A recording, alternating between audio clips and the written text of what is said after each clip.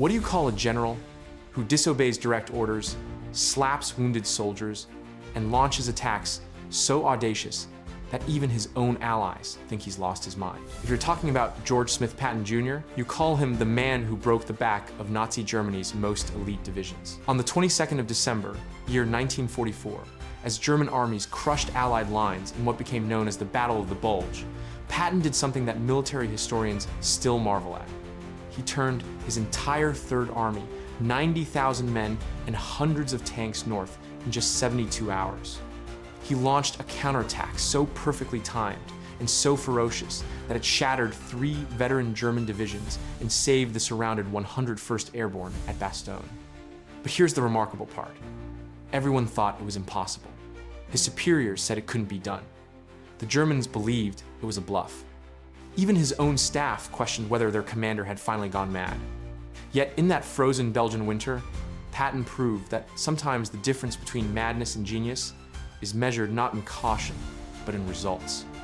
Today, we're diving deep into the life and mind of America's most controversial general, a man whose brilliance in battle was matched only by his flaws off it. George Smith Patton Jr. was born on the 11th of November, year 1885, into a family steeped in military tradition.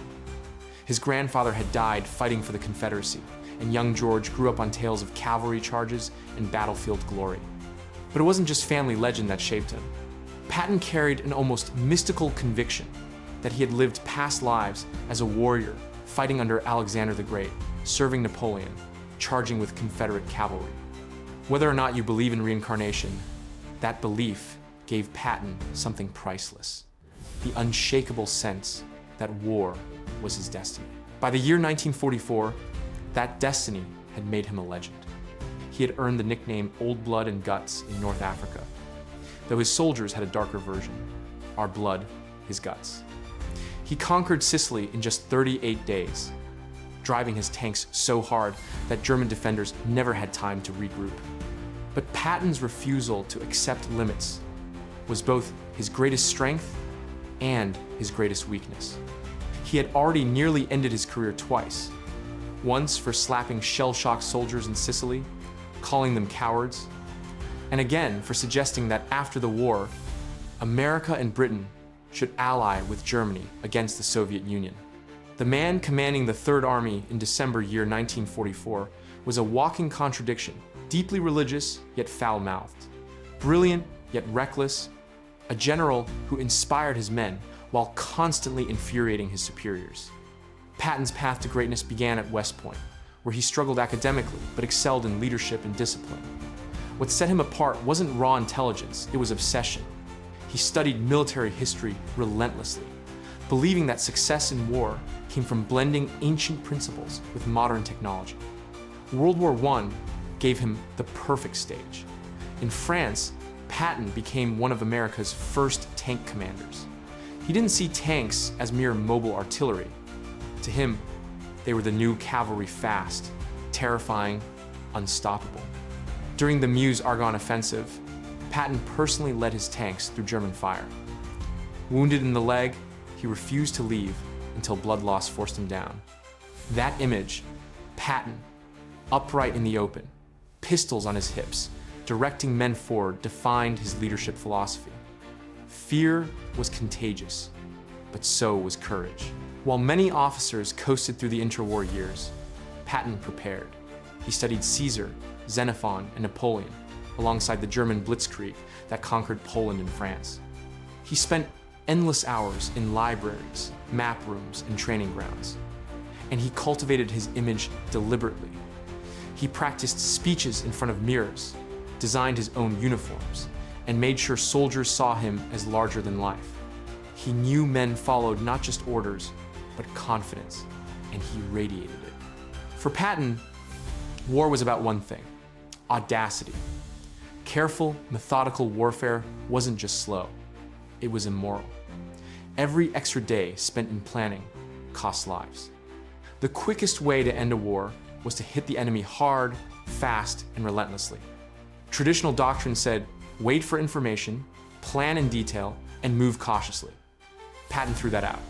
He believed perfect information was impossible, and waiting only gave the enemy time to prepare. His rapid advances often meant fewer casualties than slower, grinding strategies. This wasn't recklessness. It was calculated aggression, built on his deep understanding of history and human psychology. He believed war was as much about breaking the enemy's will as destroying their armies.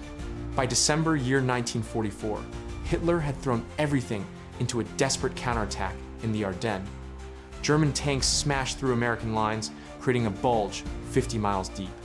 The 101st Airborne was trapped at Bastogne, surrounded and running out of ammunition. At a commander's meeting, Eisenhower asked how quickly reinforcements could move north. Most generals said a week. Then Patton spoke up. "I can attack in 72 hours." The room went silent. His colleagues thought he was grandstanding. Moving an entire army 90 degrees across winter roads seemed impossible, but Patton had been preparing for exactly this moment. He used something he called parallel planning. His staff always had multiple contingency plans ready. When Eisenhower gave the order, Patton wasn't starting from scratch. His army was already moving. In one of history's greatest logistical feats, the Third Army wheeled north, crossed icy terrain, and smashed into the German flank. On the 26th of December, Patton's 4th Armored Division broke through to Bastogne. The 101st was saved. What seemed impossible 4 days earlier had become inevitable. Patton's leadership carried moral complexities. His harsh treatment of soldiers with combat fatigue reflected the era's ignorance of trauma. Slapping 2 men in Sicily nearly ended his career. Today we know combat stress is not cowardice, but his era saw it differently. And yet, critics admitted his speed saved lives overall. By avoiding drawn-out battles, Patton often suffered fewer casualties than more cautious commanders. His men both feared and admired him. They cursed his strict discipline, but they also believed he would win, and belief kept them alive. Patton's brilliance was shadowed by troubling flaws. He frequently ignored orders he considered stupid, clashing with his superiors. In a democracy, civilian control of the military is sacred, but Patton often walked the line between genius and insubordination. Even worse were his post-war remarks. He openly criticized Allied policies, expressed admiration for German military culture, and suggested allying with Germany against the Soviets. His casual anti-Semitism and arrogance made him politically dangerous. Patton was a warrior, born for battle, but not for peace. On the 26th of December, year 1944, Bastogne was relieved. Hitler's last gamble collapsed. The Ardennes, offensive, meant to split the Allies, instead drained Germany's last reserves. From that moment, Nazi defeat was only a matter of time. Patton had proven that audacity and speed could change the course of history. Yet, he would not live to see final victory. In December year 1945, just months after the war ended, he died from injuries in a car accident in Germany. His last words, reportedly about his horses, were strangely peaceful for a man who lived for war. Today, military academies worldwide study his Bastogne relief as a masterpiece of mobile warfare. However, his legacy is more complex than his tactics. He embodied the paradox of leadership. The very qualities that made him brilliant in war made him dangerous in peace. He saved countless lives with his speed, but scarred individuals with his harshness. He was a man of faith who cursed like a sailor, a genius who sometimes looked like a madman. And yet, in December year 1944, when the Allies faced their darkest hour, George S. Patton proved that boldness can turn disaster into victory. They called him reckless. History calls it genius. Somewhere in between lies the true meaning of leadership in times of crisis. Patton didn't just save Bastogne. He saved the principle that in free societies, audacity in the service of justice can overcome even the most ruthless tyranny. That is his legacy. Brilliant, flawed, dangerous, unforgettable. A reminder that sometimes the very fire that threatens to consume us is the same fire that lights the way to victory.